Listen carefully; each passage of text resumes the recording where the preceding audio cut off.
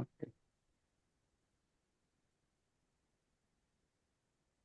Kami dari grup 2 akan mempresentasikan tugas kelompok AFL 3 terkait dengan efektuasi. Adapun judul yang kami angkat adalah implementasi bisnis Telkomsel Orbit.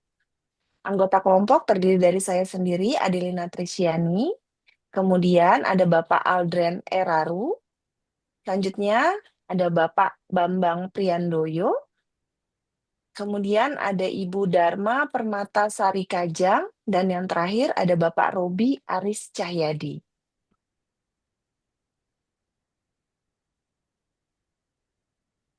Oke, cara berpikir entrepreneur dalam bisnis Telkomsel Orbit.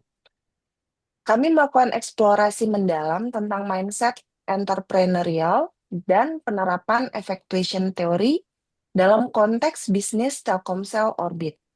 Sebuah analisis komprehensif tentang bagaimana entrepreneur berpikir dan bertindak berbeda.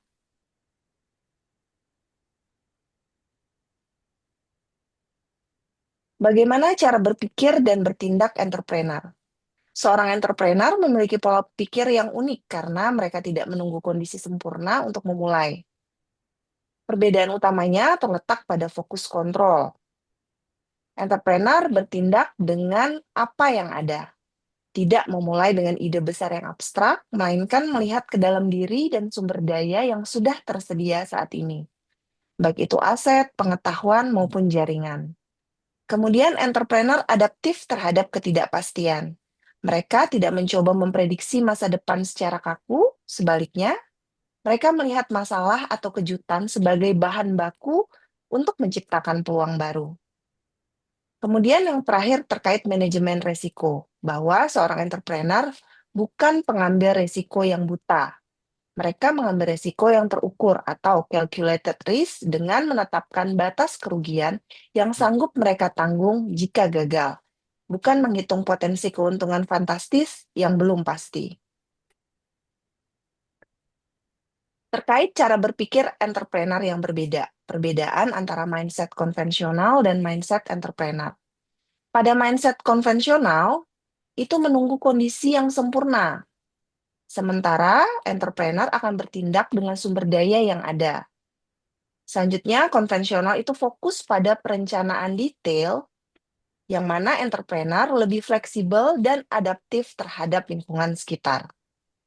Kemudian, konvensional juga menghindari resiko, sementara entrepreneur mengelola resiko yang terjangkau. Terakhir, mindset konvensional biasanya mengikuti jalur yang sudah ada, sedangkan mindset entrepreneur menciptakan peluang baru. Entrepreneur bertindak berbeda dengan memanfaatkan ketidakpastian. Mereka tidak menunggu kondisi yang ideal, tetapi memulai dengan apa yang mereka miliki dan membangun jaringan kolaboratif untuk menciptakan nilai baru. Karakteristik unik dari entrepreneur. Yang pertama yaitu inovatif. Melihat masalah sebagai sebuah peluang untuk menciptakan solusi baru yang belum ada di pasar. Yang kedua, berorientasi aksi. Entrepreneur lebih fokus pada eksekusi cepat daripada perencanaan sempurna yang memakan waktu. Yang ketiga, kolaboratif, membangun ekosistem partnership untuk memperluas kemampuan dan jangkauan bisnis. Dan yang terakhir, itu adaptif, yaitu mampu mengubah arah strategi dengan cepat berdasarkan feedback pasar dan kondisi real time. Baik, kita lanjutkan ke berikutnya terkait causal versus effectional thinking. Pada causal thinking atau prediktif, itu pendekatan dimulai dengan tujuan yang jelas dan spesifik. Ada proses untuk mengidentifikasi cara terbaik untuk mencapai tujuan tersebut, serta fokus, analisis kompetitif, melakukan riset pasar mendalam, dan perencanaan detail. Hal ini cocok untuk lingkungan bisnis yang stabil dan dapat diprediksi. Pada effectual thinking atau kreatif, pendekatan dimulai dengan sumber daya yang tersedia saat ini. Proses menciptakan peluang baru dari apa yang dimiliki, serta harus fokus eksperimen yang cepat, partnership, kerugian yang terjangkau. Hal ini cocok untuk ketidakpastian tinggi dan pasar yang dinamis. Hubungan kausal dan efektual dalam entrepreneurship. Entrepreneur sukses menggabungkan kedua cara berpikir ini secara dinamis. Mereka menggunakan effectual thinking untuk memulai dan mengeksplorasi peluang baru. Kemudian beralih ke causal thinking ketika model bisnis mulai terbukti dan perlu diskalakan. Pada fase awal, effectual eksperimen dengan sumber daya yang terbatas, terus melakukan fase validasi, kombinasi, testing, dan iterasi model bisnis, serta fase scaling, causal, perencanaan sistematis untuk pertumbuhan. Effectuation Theory ada 5 prinsip utama. Pertama, bird in hand, mulai dengan apa yang dimiliki, identitas, pengetahuan, dan jaringan. Profitable loss, fokus pada kerugian yang dapat ditanggung bukan potensi keuntungan. Execute, bangun partnership dengan stakeholder yang berkomitmen. Remote, ubah kejutan dan hambatan menjadi peluang baru. Dan terakhir, pilot in the plan, yang mengendalikan masa depan itu kita dan bukan memprediksinya. Contoh penerapan effectuation theory, kita ambil contoh di Telkomsel Orbit di overview bisnis ini. Telkomsel Orbit adalah layanan internet rumah nirkabel dari Telkomsel yang memanfaatkan jaringan 4G dan 5G. Produk ini menawarkan solusi konektivitas tanpa kabel dengan modem portable, memberikan fleksibilitas tinggi bagi pelanggan yang membutuhkan internet cepat dan mudah dipasang. Dari sisi teknologi, jaringan 4G dan 5G Telkomsel dengan coverage yang luas di seluruh wilayah Indonesia. Target marketnya rumah tangga, UMKM, dan profesional yang butuh konektivitas fleksibel. Dan keunggulan dari bisnis ini, instalasinya mudah, tanpa kabel, bisa portable, dan paket data yang unlimited.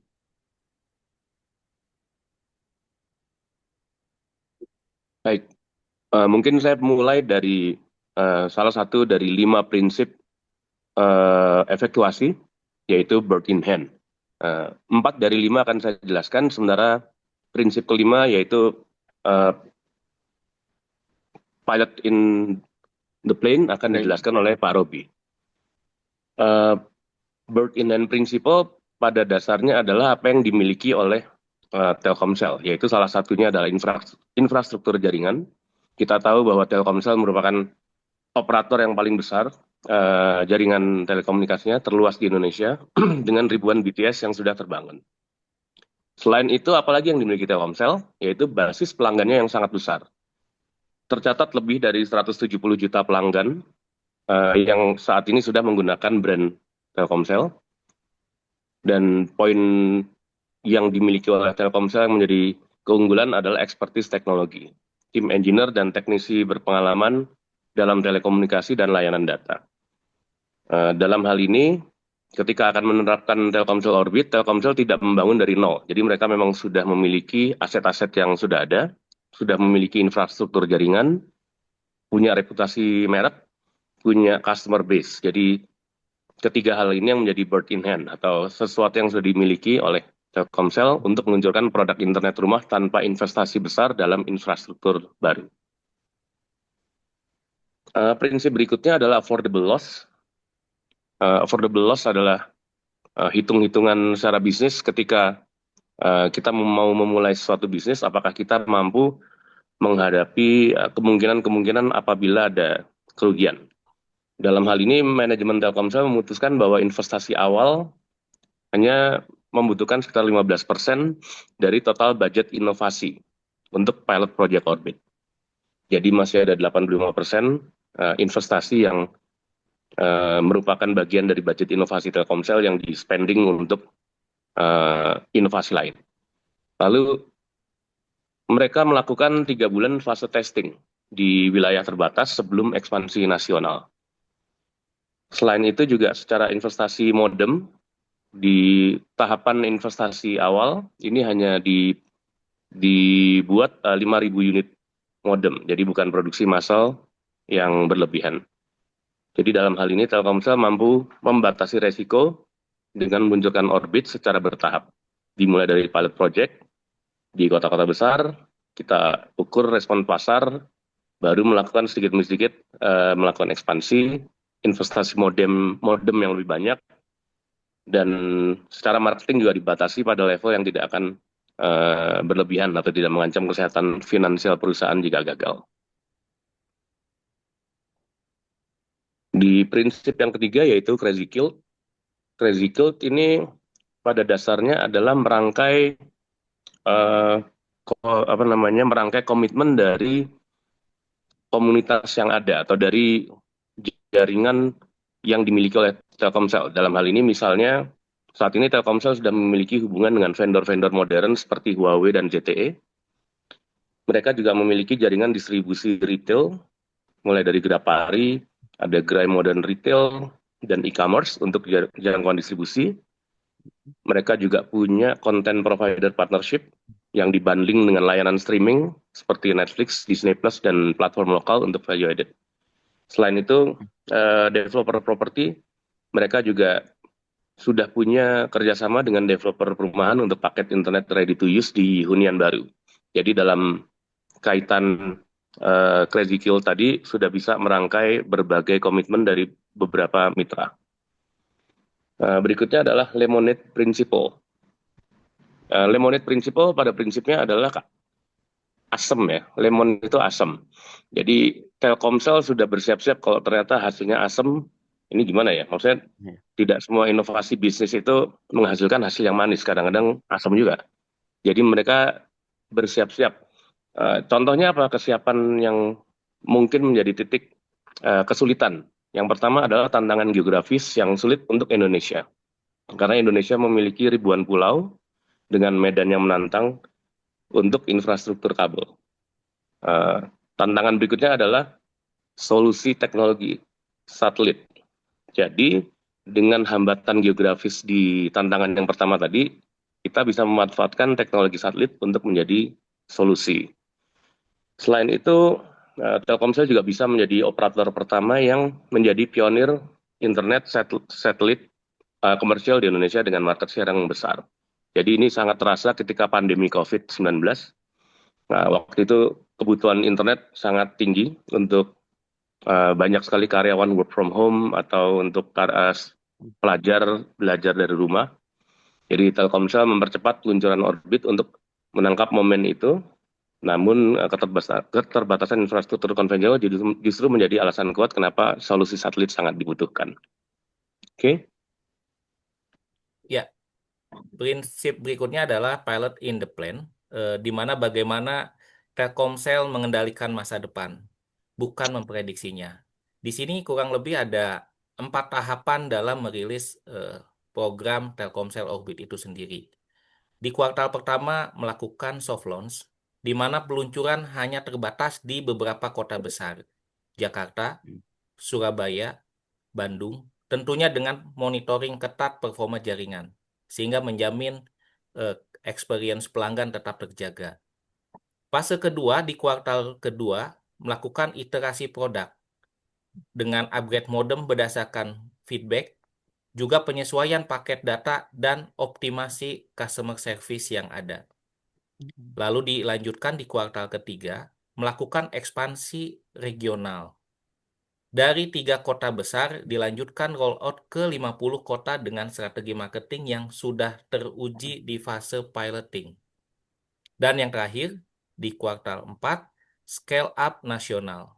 Bagaimana Telkomsel Orbit bisa menjangkau coverage nasional, tentunya dengan variasi paket untuk segmen berbeda dan program loyalis. Tentunya Telkomsel tidak pasif menunggu kondisi pasar. Mereka aktif membentuk pasar dengan strategi pricing yang dinamis, campaign edukatif tentang internet nirkabel, dan continuous improvement berdasarkan data real-time setiap kuarter, strategi dievaluasi dan tentunya disesuaikan. Lalu bagaimana perencanaan bisnis Telkomsel Orbit? Berikut adalah kurang lebih roadmap lengkapnya. Di fase 1 kurang lebih memakan waktu 3 bulan, dilakukan market research dan product development. Ini dibutuhkan dengan melakukan survei kebutuhan internet rumah, menganalisis kompetitor seperti BizNet, Fixed Mobile Broadband, development modem prototype, dan testing jaringan di 5 kota pilot. Di fase kedua, pilot launch, dan tentunya dengan validasi membutuhkan waktu kurang lebih 3 bulan juga dari bulan keempat dan bulan keenam. Dengan soft launch 10.000 early adopters, tentunya gathering feedback secara intensif, dan optimasi network performance dan finalisasi pricing strategi. Fase ketiga, commercial launch dan scaling. Ini juga dilakukan dalam 3 bulan. Dilakukan national campaign launch, partnership activation dengan retail, ekspansi ke 100 kota, dan target 500.000 pelanggan di tahun pertama. Dan yang terakhir, fase keempat, melakukan optimisasi dan inovasi. Dengan melakukan upgrade ke teknologi 5G, tentunya memaksimalkan kecepatan data yang jauh lebih baik dibandingkan teknologi 4G. Bundling dengan smart home devices, loyalty program, dan tentunya ekspansi ke segmen enterprise atau UMKM. Adapun bukti konsep evidence bagaimana Telkomsel Orbit berhasil melakukan penetrasi dan ekspansinya, yaitu dalam 18 bulan pertama sejak peluncuran nasional terdapat kurang lebih 500.000 pelanggan aktif. Dan yang kedua adalah bagaimana jangkauan layanan di seluruh Indonesia hingga mencapai lebih dari 200 kota coverage. Dan yang tidak kalah penting adalah bagaimana kepuasan pelanggan menjadi hal yang paling penting, yaitu review di platform digital dengan skor rating 4.5 dari rating pelanggan. Tentunya Telkomsel Orbit adalah contoh nyata bagaimana penerapan efektuasi teori dalam bisnis telekomunikasi Indonesia. Dengan memanfaatkan aset yang ada, mengelola resiko secara bijak, membangun ekosistem partnership, mengubah tantangan menjadi peluang, dan secara aktif membentuk pasar. Telkomsel berhasil menciptakan produk inovatif yang memenuhi kebutuhan pasar dengan pendekatan entrepreneur yang aktif. Ini adalah bukti terhadap bagaimana Telkomsel berhasil merilis program Telkomsel Orbit. Di berita disampaikan bagaimana pertumbuhan pelanggan dan volume data cukup agresif, bahkan tumbuh 10 kali lipat di semua media-media nasional. Yang kedua tentunya apresiasi yang kita terima yaitu berupa pengakuan dan penghargaan yang kita terima salah satunya dari marketeers.